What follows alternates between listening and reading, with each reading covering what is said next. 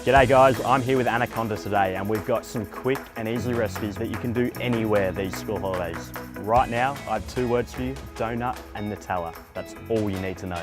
So I'm gonna get onto the batter. It's really simple to remember. I'm gonna start with 1 cup of self-frozen flour, 1 cup of ricotta cheese too, 1/4 cup of caster sugar,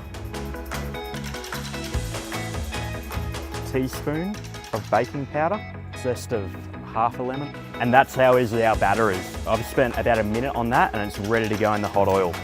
A little tip for that, put your spoons into the hot oil and this is going to stop the batter from sticking to them when we scoop it out.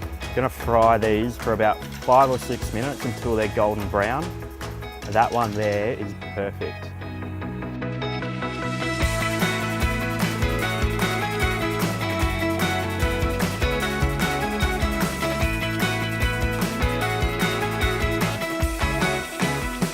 There we have it, they're my quick Nutella donuts. Only 15 minutes to make, but if you put them in front of your family, they're gone in 5 minutes.